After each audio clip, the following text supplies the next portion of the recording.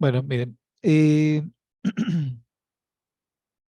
la parte del PER se utiliza en la parte de proyectos para hacer una evaluación y cuantitativa del riesgo.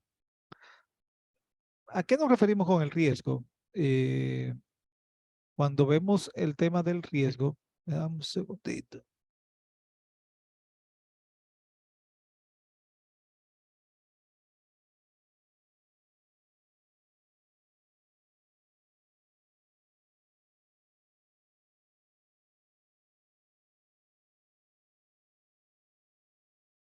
Cuando veíamos el tema del riesgo y veíamos a PERT, veíamos un tema en donde eh,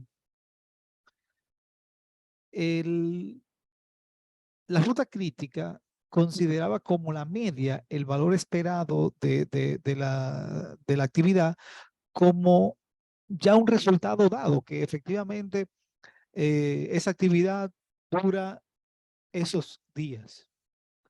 Pero en la realidad suceden, y en la vida real de los proyectos suceden situaciones como que tú estás haciendo el asfaltado de una carretera.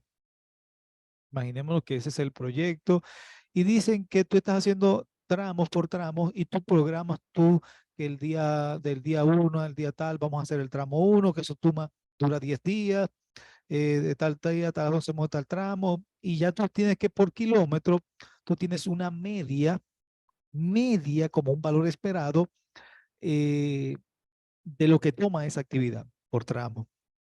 Pero ¿qué sucede? Durante esa semana que programaste las actividades, tenías coordinado los diferentes equipos, la parte de trabajo y comenzó un temporal de lluvia en la zona donde estamos haciendo esta programación de trabajo. Lamentablemente, con lluvia, ese trabajo, esa actividad no se puede realizar, entonces tenemos que retrasarla.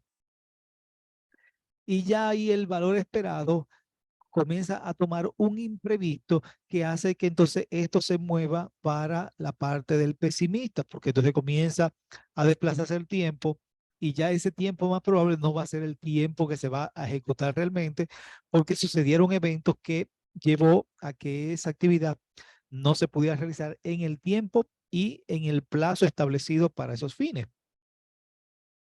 Entonces, al entender que en los proyectos suceden estas variaciones, es a lo que se utiliza PER, para entender que hay una variación que implica riesgos y por ende utilizamos el optimista 4 veces el valor medio o el esperado y el optimista y lo dividimos y calculamos un valor esperado medio. Y con ese valor podíamos calcular la desviación estándar, que no es más que restar el optimista menos, o sea, el pesimista menos el optimista, entendiendo que el pesimista es más alto porque dura más tiempo y por ende, al ser mayor, se entiende que es este menos el otro entre 6 te va a dar una desviación estándar.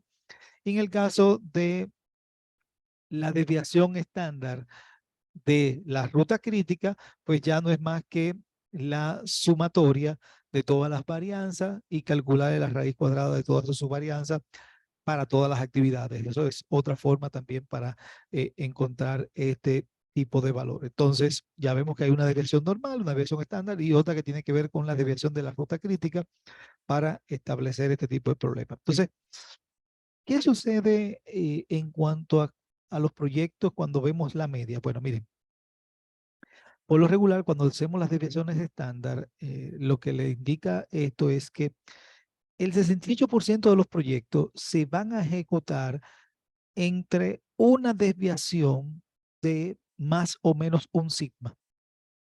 O sea, lo que le está indicando esta desviación normal es que si usted tiene, por ejemplo, una, y aquí tenemos la media, cuando le hablan de que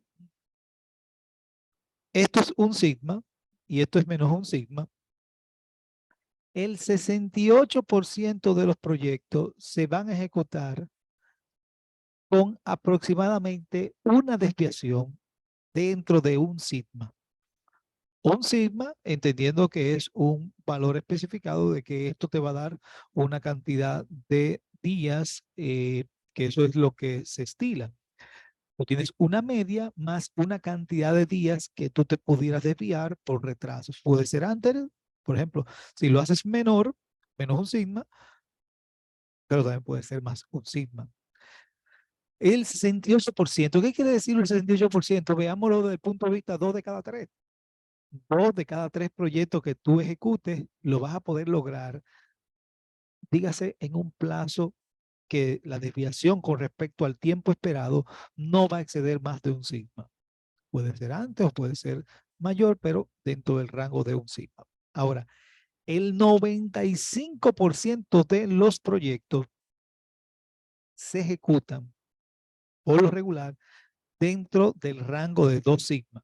Cuando digo 2 sigma es un tema más o menos la media más una holgura que está enfocada a 2 sigma, que es cuando uno hace esto, uno dice, bueno, mira, el tiempo estimado no es más que la media más 2 sigma, por ejemplo, más 2 sigma. Imaginemos que el sigma me estaba dando 2 días, entonces el promedio me estaba dando 30. Bueno, 30 más 2 por 2 sería 34. Dígase que el tiempo estimado máximo es que yo voy a completar este proyecto en 34 días. Entonces yo me comprometo a entregarlo en 34 días, porque ya ahí estoy considerando la variabilidad del proceso de que lo media sería 30 días, pero con las desviaciones que me está dando 2, yo debería agregarle una holgura para fines de compromiso de que yo puedo entregar este proyecto en 34 días. Pues entonces ya yo planteo un escenario con la variabilidad de esto. Entonces, si uno va a hacer un planteamiento de cómo uno va a hacer la entrega,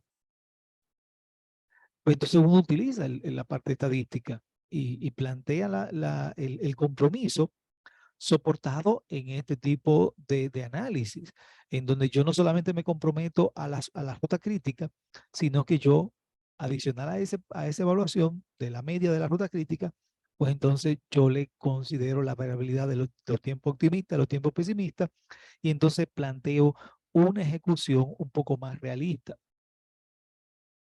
Y así uno también, un ebanista, ustedes saben que cuando en sus casas cuando está un ebanista, un plomero y demás, siempre quedan mal y eso es porque al final de cuentas se comprometen a hacer cosas que no en el tiempo que dice que lo van a ejecutar. Para uno entiende, wow, qué chulo, sería en ese tiempo lo hace, está bien, pero al final de cuentas, cuando están tirando, rompen todo el baño y demás, y luego pasan semanas y semanas y no completan el trabajo porque no están haciendo una evaluación correcta de las actividades que efectivamente deben de realizarse para completar el proyecto per se, si es un proyecto que están hablando y si evaluamos que es una remodelación de un baño, una remodelación de una cocina, se pudiera considerar como un proyecto, ya que tiene un inicio y un fin, tendría actividades interrelacionadas que van a llegar a la consecución, tendría recursos y demás, o sea, se pueden definir como un proyecto per se. Entonces, acá vemos, por ejemplo, un ejemplo como que veíamos anteriormente de ruta más crítica. Y recuérdense el inicio más temprano, que era lo que veíamos, el fin más temprano, el inicio tardío, el fin más tardío, LS, F, LF, eso es lo mismo que hemos visto anteriormente. Y hacemos la ruta crítica. Por ejemplo, la ruta crítica de esta te dice que se va a lograr en 30 días. Y miren aquí lo que hemos sido la holgura. Yo les voy a compartir esta, ya puedo subir material en la plataforma, por ende ya a partir de ahora vamos a compartirle eh, los materiales, las hojas de material, por ejemplo, las hojas de plantilla, como las que veíamos, la plantilla, por ejemplo, del flujo máximo, la plantilla de ruta más corta, pues entonces la estaremos subiendo en la plataforma y ahí igual estaremos compartiendo todas estas plantillas para que ustedes tengan acceso a ella y puedan entonces aprovechar ya esta herramienta para fines de sus prácticas puntualmente. Entonces, en esta evaluación, ellos vieron que la ruta crítica le estaba diciendo que era esta, marcada con líneas indeterminadas, y le da 30 días. El cálculo de la ruta crítica me dice que este proyecto se completa en 30 días. Si no hay desviaciones de ningún tipo y todo se da con el valor esperado, pues entonces es en 30 días. ¿Qué pasa cuando se evalúa la ruta crítica con PER? Y entonces le ponemos ese tiempo medio, le ponemos el optimista y le ponemos el pesimista. Miren acá, con la CPM me dio 30, pero cuando calculamos el tiempo esperado, utilizando el tema de el sigma, que P menos, o sea, pesimista menos optimista entre 6, calculando la media como el optimista 4 veces el otro entre 6, se calculan esto y al final vemos que la sigma de la ruta crítica es 1.32. Un sigma de la ruta crítica es 32 y el PER es 32 días, no 30. Lo más probable es que tú lo logres en 32 días. Ahora, ¿para qué nos ayuda esto? Miren en qué nos ayuda esto. Cuando hacemos este ejercicio, y ustedes se recuerdan que decíamos que la media era 32, miren aquí, 32, el 32 es el 50, es la mitad del punto de vista de la distribución normal. Dígase que el PER tiene una probabilidad de ocurrencia del 50% del ejercicio. Pero ahora tenemos un tema del sigma. La probabilidad de que tú logres conseguir que el proyecto termine en 30 días, en realidad está sustentada, como es en cobertura, si lo vemos desde el punto de vista de sigma, es 1.64 sigma. Por ende, cuando le hacemos el tema de a nivel de sigma, la media es 0. El 30 baja a 2.17 días, es 1.22, es un sigma. Por ende, cuando tú tienes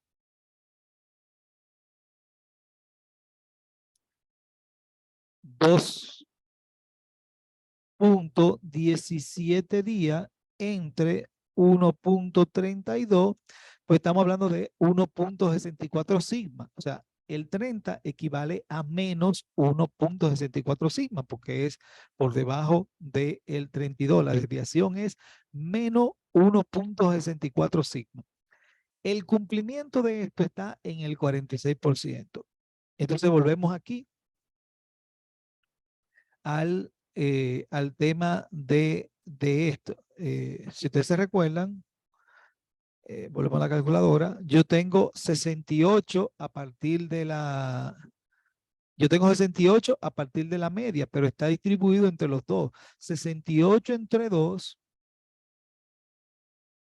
me está dando 34, pero 34 arriba de los 50 quiere decir que el tope máximo aquí es un sigma, llega es a el 84, vamos a decir, por ciento de probabilidad de cumplimiento. Mírenlo aquí, que es lo que vemos acá. Mírenlo ahí, 84% de probabilidad.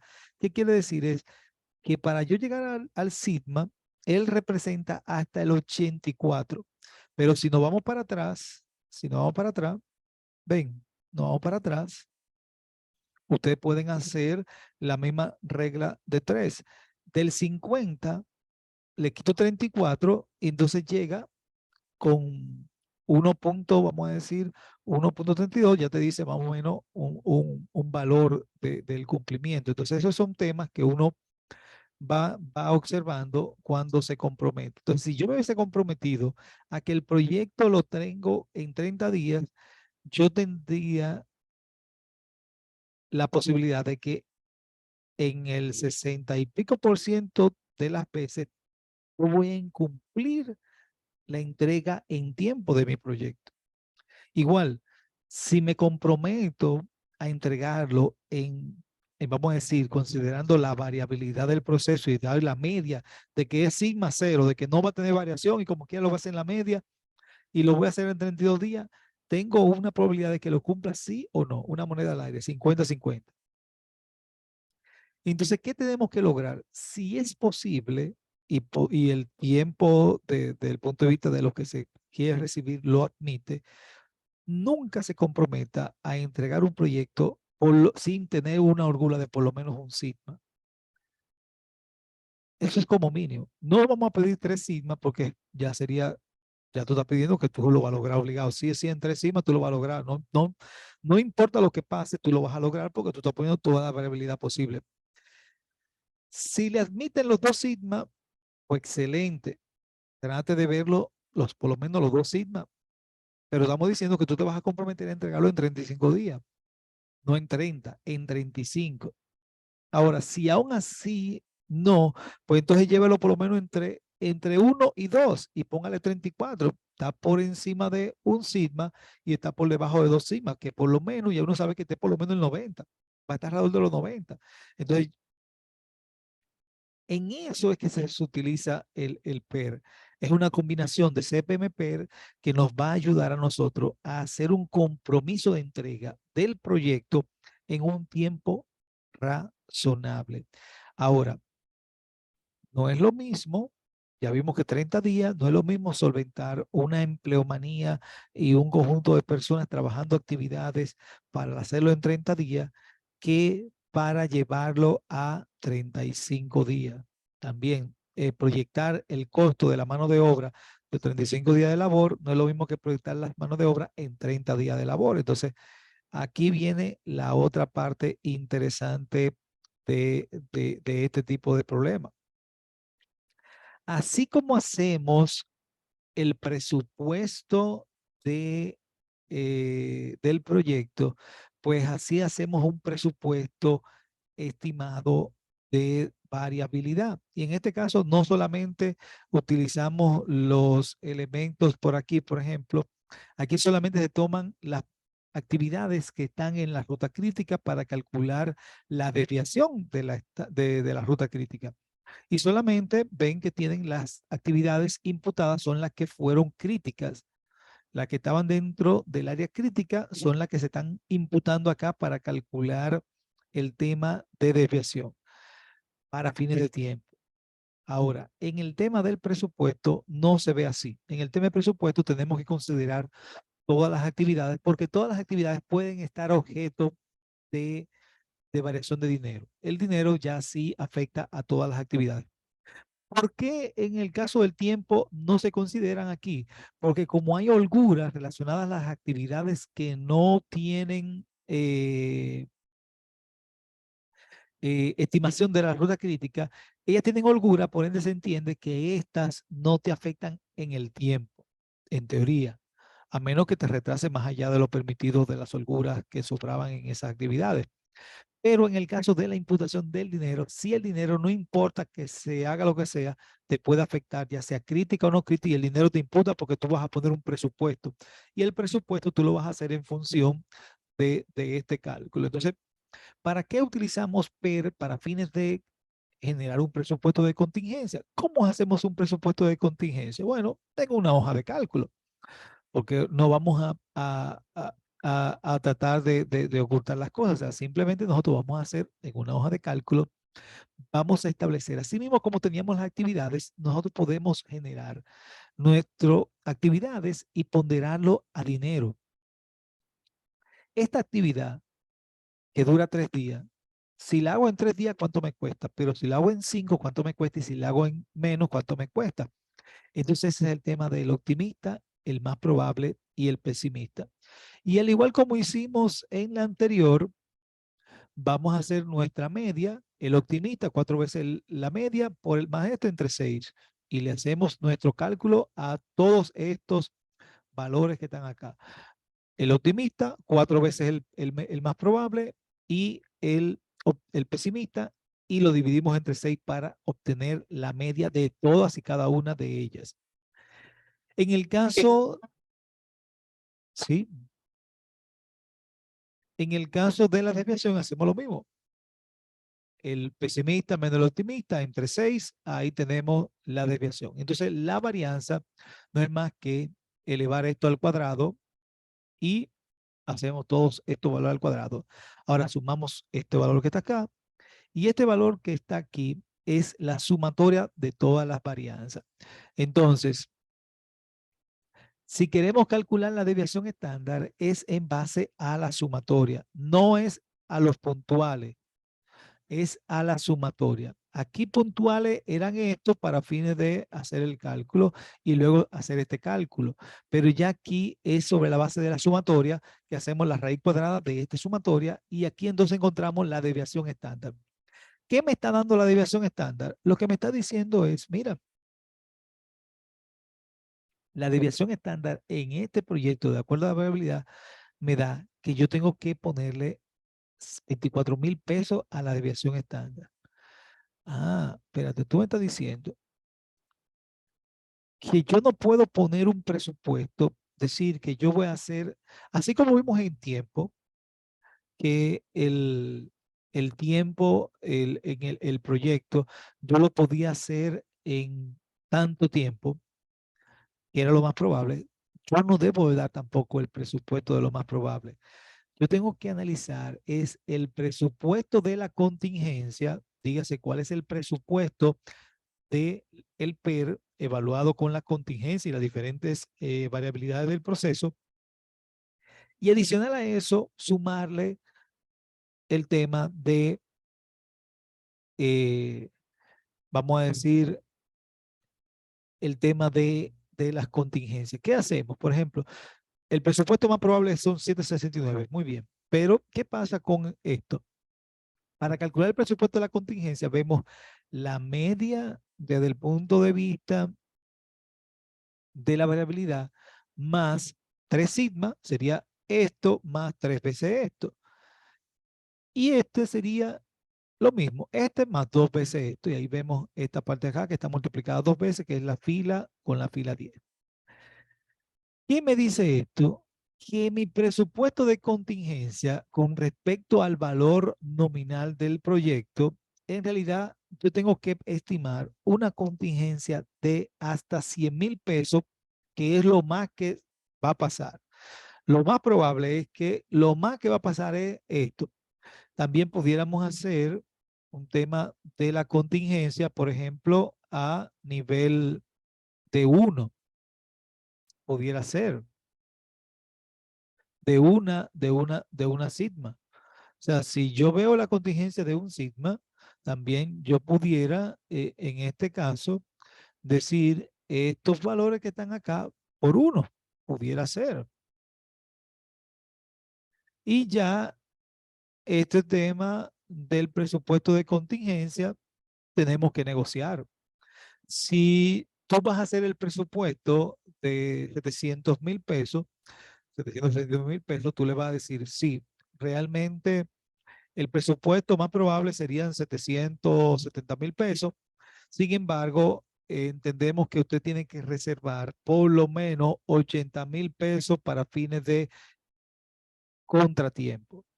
Por ende, el presupuesto en realidad, usted debe de entender que son los 848. O sea, usted tiene que decirle que usted tiene que proyectar por lo menos 850,000 pesos para tener ahí un margen del 10%. Si no te admite eso, pues entonces tú le tienes que decir que por lo menos tiene que garantizarte el 7%, que sería por lo menos un signo.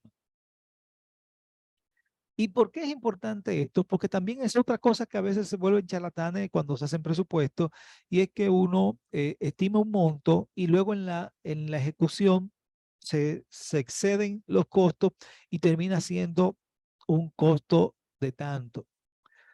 Bueno, los costos de tanto son las contingencias. Estos excedentes tienen que ver mucho con la contingencia y a veces es importante para los proyectistas manejar el tema de las contingencias, porque si no lo planteamos en el presupuesto, no lo colocamos en la orden puntualmente, pues entonces estaremos incurriendo en, vamos a decir, en ser malos planificadores. vamos a caer en el tema de que, pero tú me dijiste que eran 770,000 y mira, ya vamos por 850 y no hemos terminado. Bueno, tienes que entender que hay contingencia, que hay variabilidad en el proceso. Entonces, esto es un presupuesto de referencia, pero tú tienes que decirle que hay que llegar, por lo menos para la contingencia, de guardar hasta 100,000 pesos para poder llegar a cubrirlo.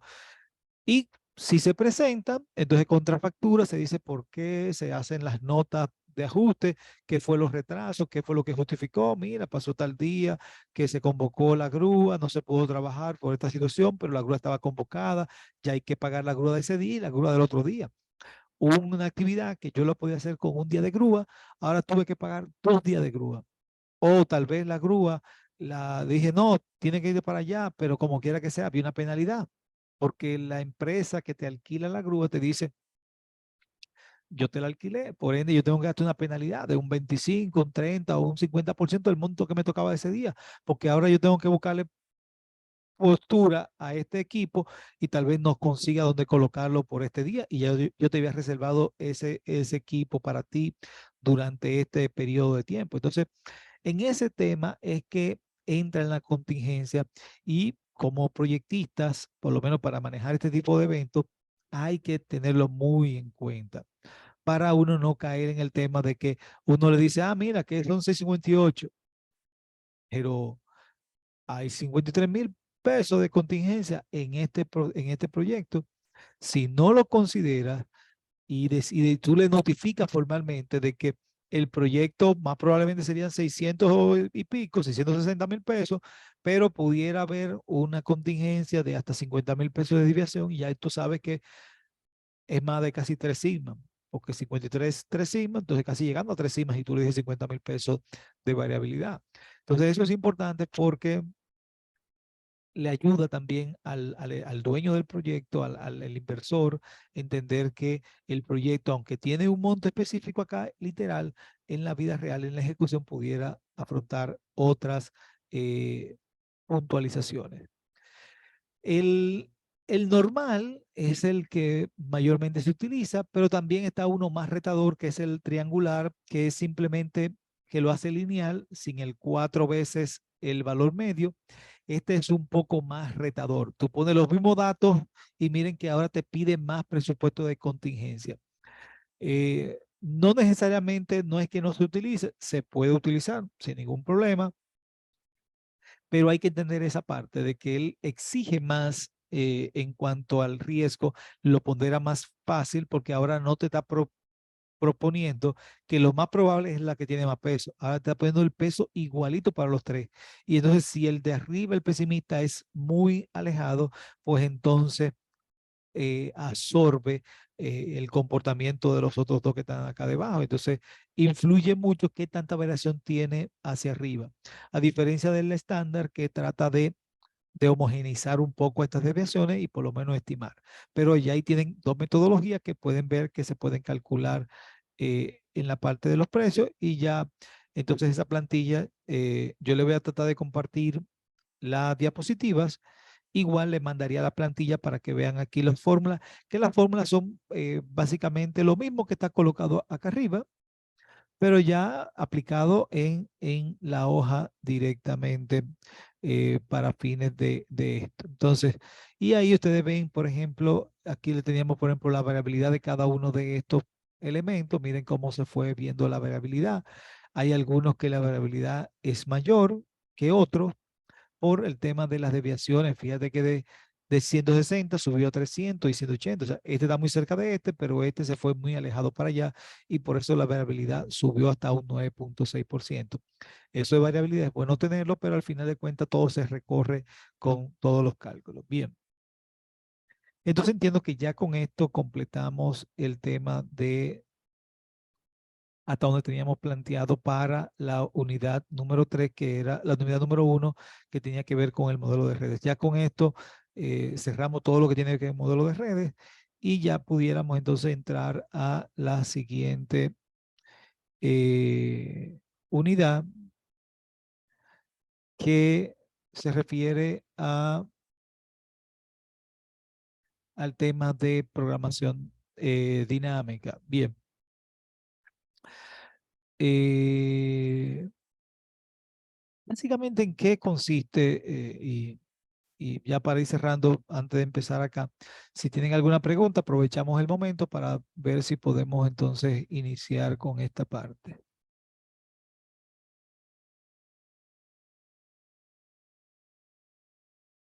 Sería aquí. ¿Tienen alguna pregunta de lo que vimos hasta ahora?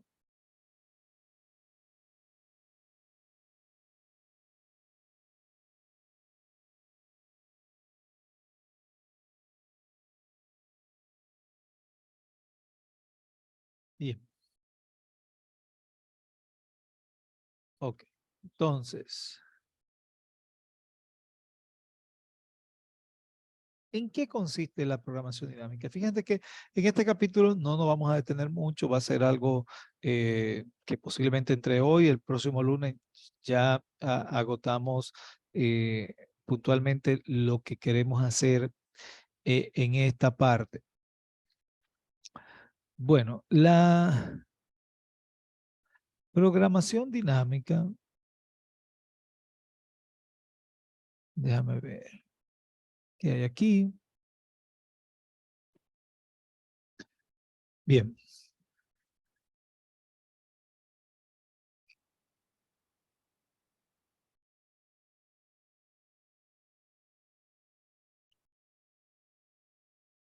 bien. No es mucha. Todavía esto no está muy trabajado, pero básicamente, ¿qué buscamos con este tipo de problema? Este tipo de problema, a diferencia de la programación lineal, ya aquí el tema es que ya no va a contar con la proporcionalidad. Un tema que lo separa de la programación lineal es que ya ahora las actividades, por ejemplo, eh, se se manejan y ya tú no ves que, por ejemplo, si yo produzco uno y produzco dos, pues entonces dos es dos veces el uno. No, ya aquí no hay ese tema de proporcionalidad y por ende ya la programación lineal ya no entra dentro del marco de la utilización de este tipo de temas. Y la otra parte es que las decisiones se pueden hacer de forma secuenciales porque ahora las decisiones yo las puedo dividir. Yo puedo dividir por etapas y dependiendo de las etapas yo puedo hacer combinaciones para tratar de al final del ejercicio hacer todas las ponderaciones para obtener un resultado en particular. Entonces, esas son de las cuestiones que también separan. Entonces, a grosso modo, como decíamos, podemos dividir el problema en etapas. En cada etapa hay una cantidad posible de decisiones de que yo puedo decidir sobre ciertas bases de informaciones y en cada momento se puede seleccionar una política de decisión óptima, momentánea, y que luego en el procedimiento vamos llegando hasta intervalar a la última etapa en donde ya podemos decidir completamente sobre esto. Y entonces vamos construyendo siempre un N+1 para ir llevando hasta el final. Y a veces uno detecta una relación recurrente que es la que nos va a dar, esa relación recurrente es la que nos va a llevar a nosotros a dar como el resultado del problema. Cuando entendemos el problema, podemos ir construyendo esa fórmula que nos va a ir conectando los diferentes estados y los diferentes momentos. Entonces, eso es básicamente un tema de que vamos construyendo el problema por parte. Pero este problema es porque lo estamos haciendo a mano, es que lo hacemos así.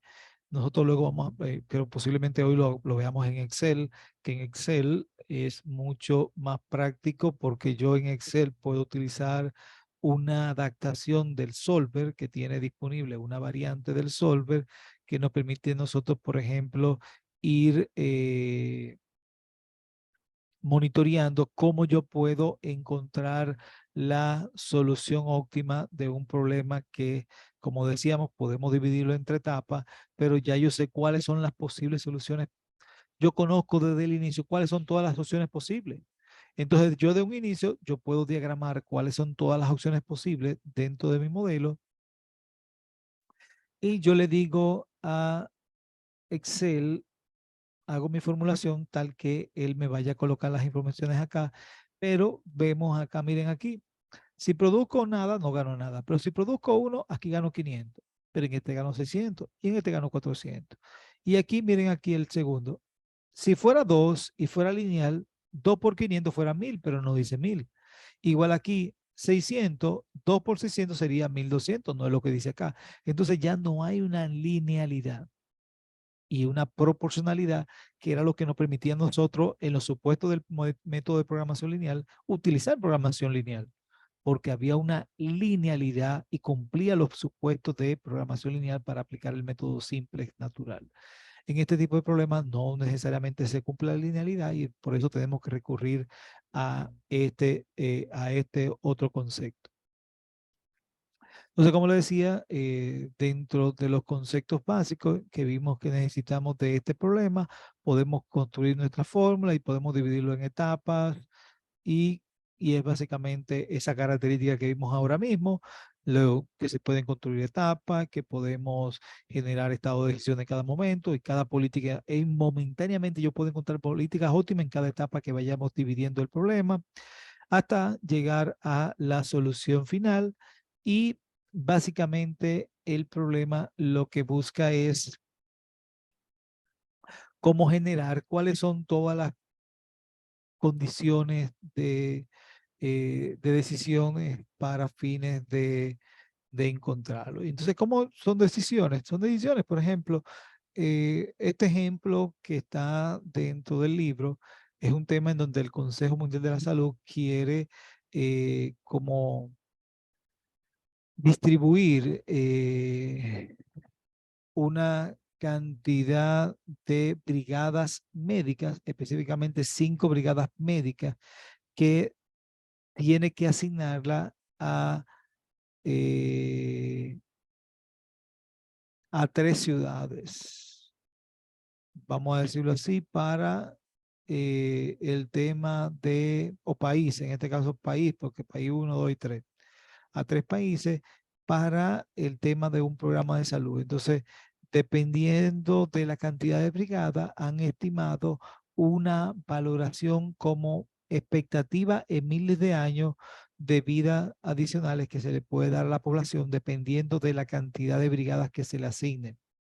Por ejemplo, si las 5 brigadas fueran al país 1, pudiéramos obtener hasta 120 miles de años adicionales para todas las personas que se cumplen. Ten en cuenta que, por ejemplo, es una ponderación de que a este le extiendo 10 años, a este 5, a esto. Al final de cuentas, son la suma de todos este grupo que se atiendan con estos operativos, pues tenemos una expectativa incremental de tantos miles de años adicionales de vida. Pero si se lo doy los 5 aquí, obtengo 150. Ah, pues mejor le doy los 5 acá, porque tengo más. Pero ¿qué pasa? Pudiera haber alguna variación en donde yo le diga, dámele 1 aquí, 2 aquí, 2 aquí, o 3 aquí, 1, 1, o sea, ¿hay alguna otra combinación posible en donde esa distribución se pueda hacer y obtenga mejor resultado? Bueno, esa es la programación lineal.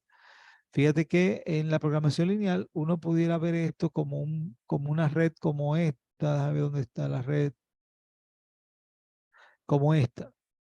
Una red como esta, donde le dice todas las combinaciones posibles, le doy 0 aquí, 1 allá, y vamos haciendo todas las combinaciones. Sí, se pudiera hacer un modelo de red, pero ven qué tedioso es. Hasta tabularlo sería complicado. Entonces,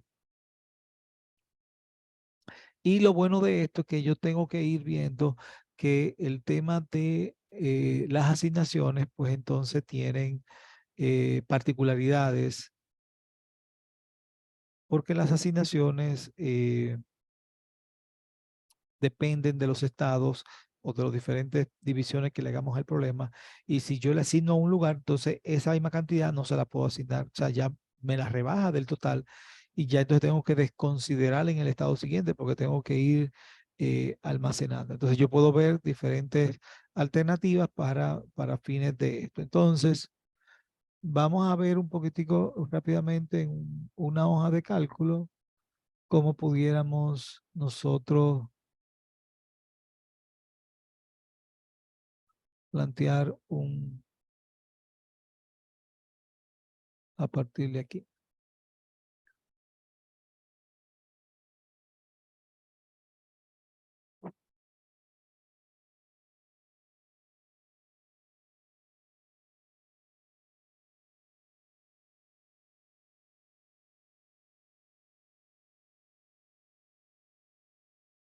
Mm, Ok, aquí está manual y aquí está en Excel. Ok,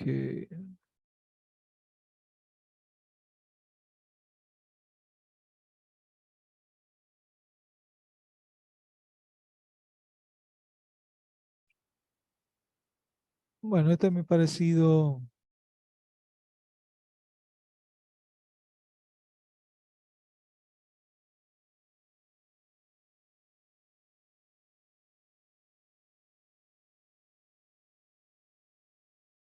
Ya, bueno, vamos a verlo así.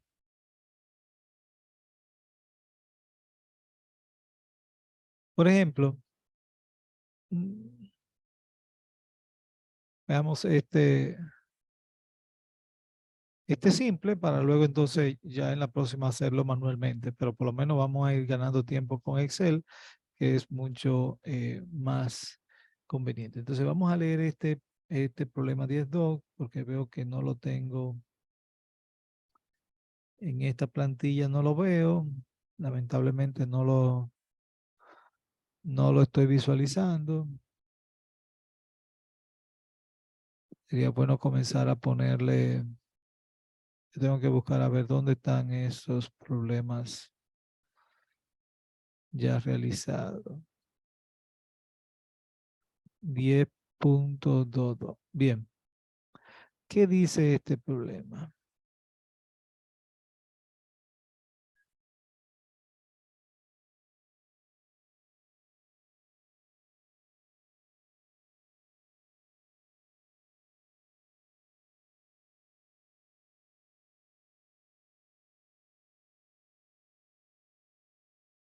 Voy a colocarlo aquí. Bien, y confirmemos que no hay más informaciones. Utilice que dice bien, veo que ya hay, con eso podemos resolver. Entonces, dice acá, el gerente de ventas de una editorial de libros de texto universitarios tiene 6 agentes de ventas que puede asignar a 3 regiones distintas en el país. Ha decidido que cada región debe tener por lo menos un agente y cada uno de estos debe quedar restringido a una de estas regiones.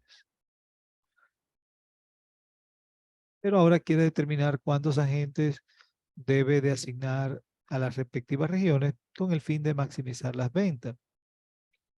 En la tabla siguiente,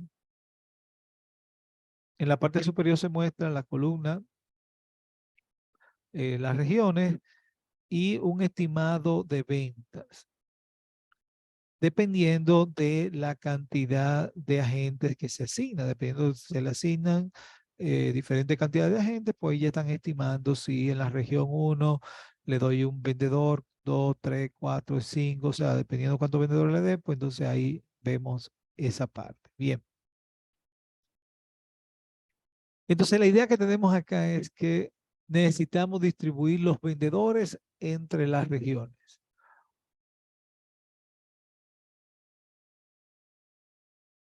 O sea que mis variables de decisión son, mis variables en este problema son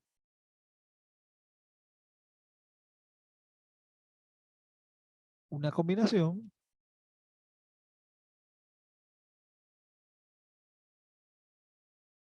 entonces vamos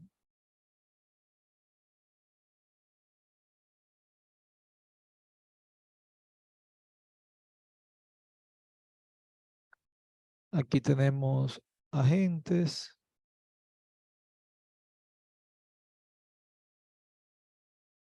Y aquí tenemos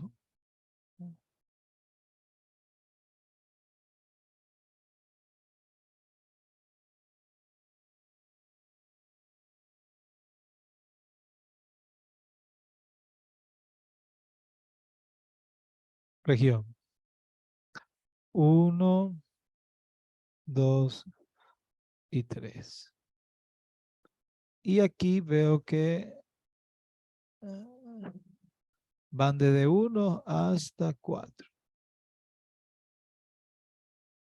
Y los valores serían 40, 54, 78, 99, 24, 47, 63 y 78. Y en este tenemos 32, 46, 70, 84. Entonces, ¿qué es lo que nosotros tenemos que decidir aquí? Vamos a ver, ¿qué es lo que queremos decidir acá?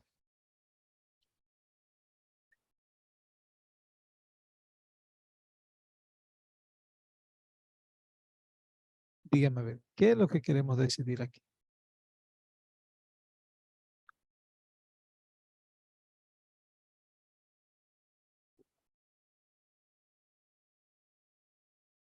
Saludos, buenas. ¿Cuántos agentes asignar por región? Entonces, aquí yo lo que quiero definir es cuántos agentes, por ejemplo, el número de agentes es lo que yo quiero decidir acá puntualmente. Yo quiero de una u otra forma que aquí en este renglón de aquí me aparezcan una cantidad de agentes y que esos agentes vayan seguro asignado esto a la región 1, este a la región 2 y este a la región 3. Bien. Ahora, los valores de los agentes. ¿Cómo pueden ser los valores de los agentes? Los valores de los agentes, ¿qué valores pueden asumir?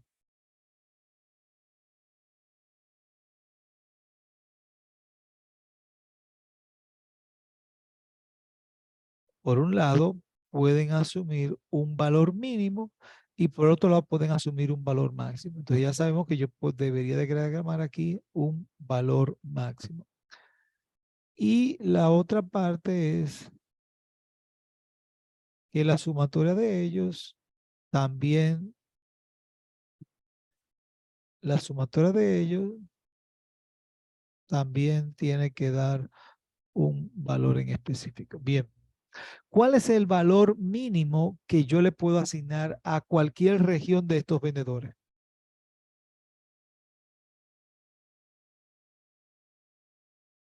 Uno.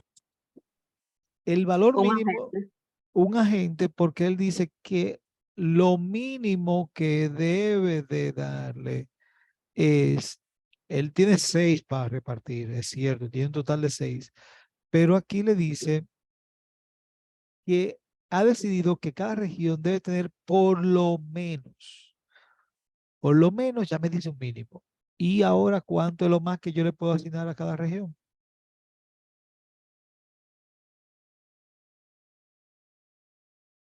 ¿Cuál sería el valor máximo?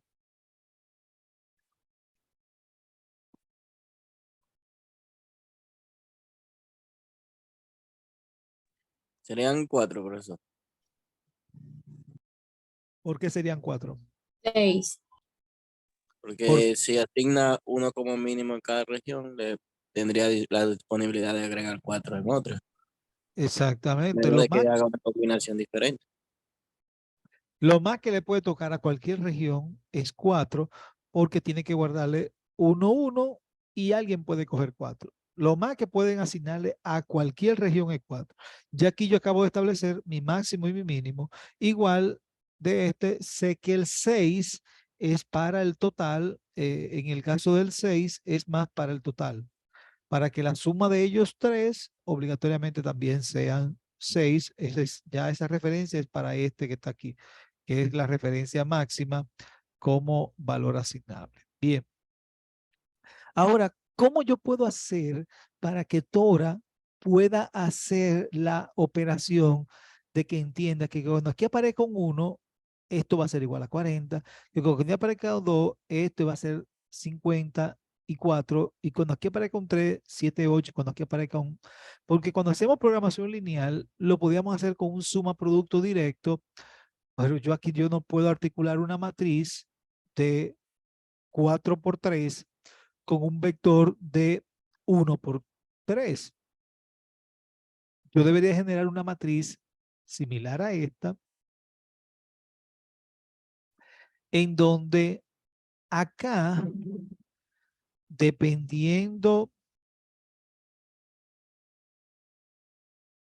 de cómo se vayan dando las informaciones, pues entonces aquí me coloquen los valores. Entonces yo lo que necesito es que aquí me ponga, si por ejemplo aquí me ponen un 2, pues entonces el valor me ponga el 2, que es el que está dentro. Yo quiero saber es, cuando aquí aparezca un 2, que me señale aquí que ya está dentro de mi solución el número 2, y eso sería una parte importante. Entonces, ¿cómo lo hacemos? En este caso lo vamos a decir con una fórmula simple del condicional. Ustedes saben que el sí en Excel, sí, sí, sí, una prueba lógica. Si cumple una prueba lógica, ¿qué tú quieres yo haga si es verdadero? ¿Y qué tú quieres que yo haga si será falso? Si la prueba lógica, mira, si el valor que está aquí es igual al valor que está aquí, si el, ¿sí? Si el valor que está aquí es igual al valor que está allá arriba, pues ponme un 1. Si no, ponme un 0. Entonces, aquí vamos a fijar el tema de las columnas. Vamos a fijar aquí que este se va a fijar en la columna, que va a ser en la letra A, y el otro va a quedar fijo a nivel de la fila, para que cuando corramos la forma ahora podamos hacer este ejercicio. Entonces, voy a hacer esto para acá y ahora esto para acá. Y ya miren que ya la fórmula va a leer correctamente. Ya. Si aquí yo pongo un 1, entonces aquí me va a decir que aquí es verdadero. ¿Qué quiere decir? Que cuando hay un 1 asignado, ¿qué quiere decir? Que es verdadero que él tiene un 1. Pero cuando yo le pongo un 2, ahora me va a decir que es verdadero donde está el 2, porque el 2 es que concuerda con este valor. Y cuando le diga un 3, el 3 es que va a asumir el verdadero. Entonces, fíjate que aquí ya me está haciendo la matricita que me va a permitir multiplicar por esto, y solamente va a multiplicar los 1 con los valores que estén acá. Entonces, ya yo aquí con esta operación, yo puedo hacer mi matricita de función objetivo, porque yo necesito una función objetivo. Para cualquier problema, necesitamos una función objetivo, en donde la función objetivo me debe de indicar cómo va este problema, y ya sí podemos utilizar el suma producto de multiplicar este vector contra este vector que tenemos acá, y ya tenemos 78. Igual, cuando este sea 2, pues entonces miren ahí, se va al 2, y el 2 aquí tenía 47. Míralo ahí que ya me lo está mostrando. Entonces ya vemos que el ejercicio ya por lo menos está siendo operativo, ya está haciendo las funciones que yo necesito, ya tengo el tema de restricciones, veo que ya este lo voy a comparar contra esto lo voy a comparar contra el mínimo y máximo, y ya tengo mi función objetivo, pues ya yo creo que podemos llamar a solver. Entonces en solver vamos a hacer algo. En solver nos vamos a colocar en la función objetivo y vamos a llamar a solver. Ya en esa primera instancia, él entiende que en esa celda que tiene seleccionada acá es nuestra función objetivo. El problema es de maximizar, efectivamente, ese problema es de maximizar, queremos ganar más posible, y me va a pedir cómo tú quieres cambiarlo. Mira, yo quiero cambiar estas celdas. Esas celdas que están ahí, yo quiero que tú la modifiques y hagas algo. Ahora, ¿qué debemos de cumplir con restricciones? Fácil. Mira, las celdas que están ahí tienen que ser menor o igual que el máximo. Pero las celdas que están ahí tienen que ser menor, mayor o igual, porque es mínimo que esta que está aquí. La celda de aquí tiene que ser igual, porque aquí yo quiero que repartamos los 6 agentes, yo quiero que obligatoriamente los 6 agentes se repartan. Y también le vamos a decir que los valores que me va a colocar aquí, no te compliques, coge valores enteros, integer, enteros, y ya. Y ya ahí tenemos nosotros una cantidad de restricciones, pero entonces para resolverlo no lo podemos resolver por el método simple. Si intentamos resolver por el método simple, te va a decir que este problema no cumple con las condiciones de linealidad, pero eso lo sabíamos desde antes. Entonces, ¿para qué le dimos resolver por el método simple si no se podía por ahí? Bueno, para que sepan que el problema no cumple con la linealidad, por ende, ni siquiera Tora ni siquiera Solver te lo puede resolver.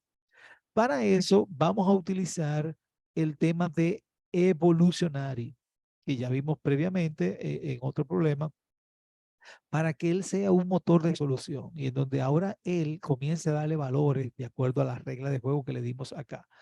Pero entonces, como eso dura mucho, vamos a hacer algo. Vamos a decirle que no piense tanto, que mira que si en 3 segundos ya encontraste una respuesta, quédate con ella y no sigamos para allá. Y le decimos resolver y vamos a tratar de, ya le encontró una solución de 157, pasaron 3 segundos y él se quedó con esa solución, y es que esta primera solución es esto, 1, 2 y 3 con 157. Vamos a hacer algo. Ya yo vi que en el primer segundo ya él tomó como que estaba.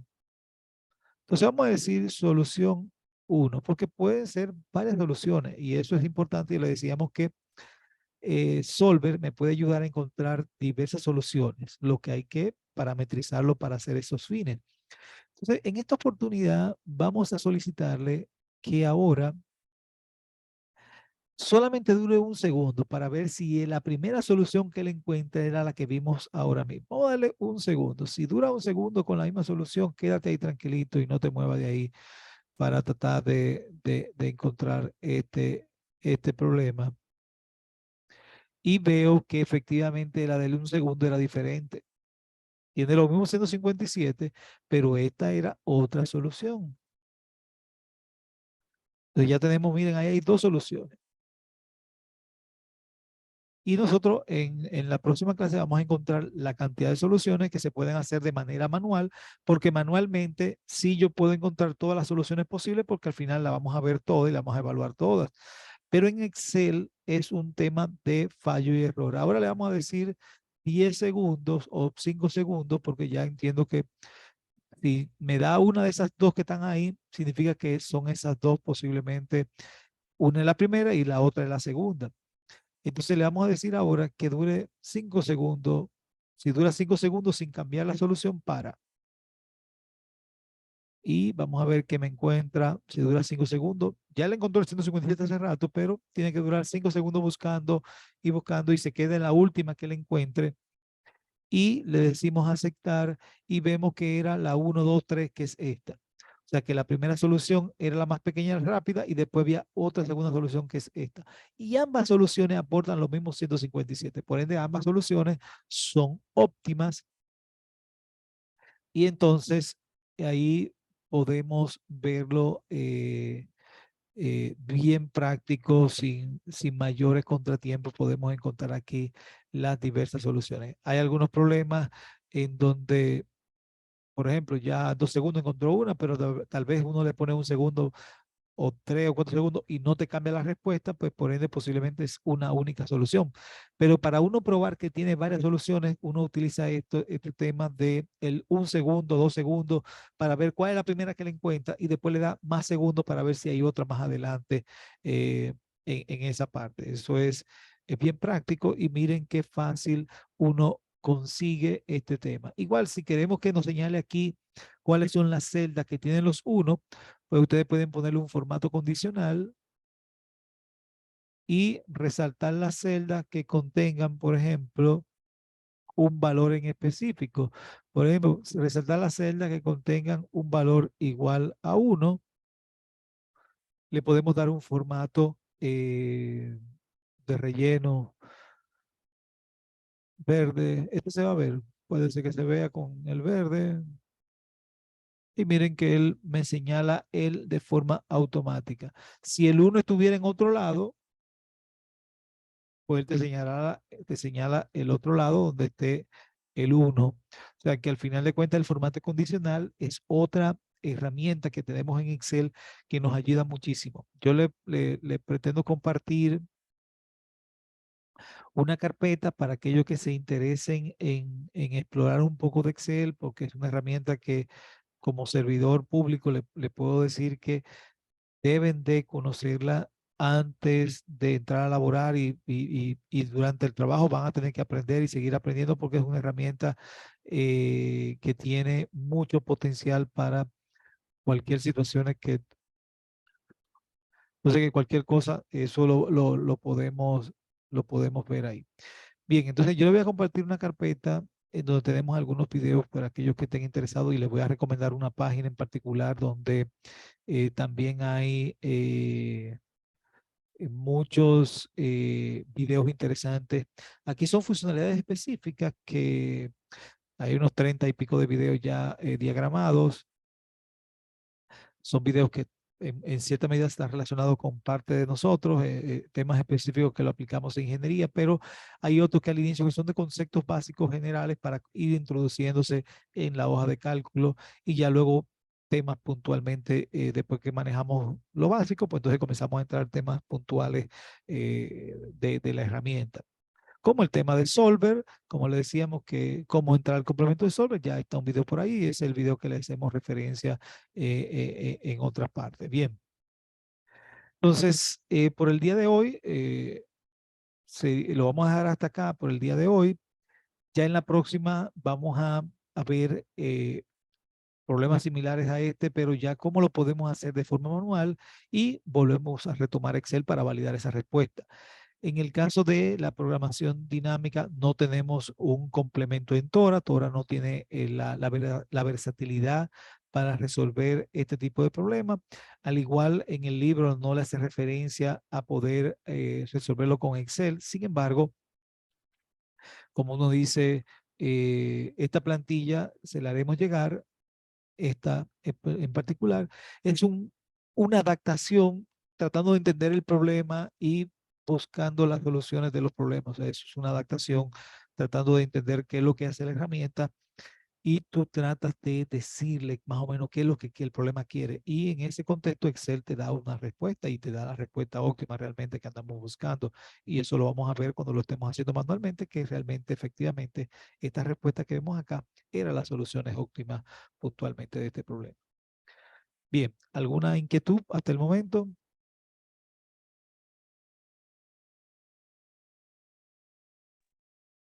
Todo bien hasta ahora, maestro. Bien, bueno, jóvenes, pues pasen buena tarde y nos vemos entonces el próximo lunes, Dios mediante. Muchas gracias. Bien. Gracias.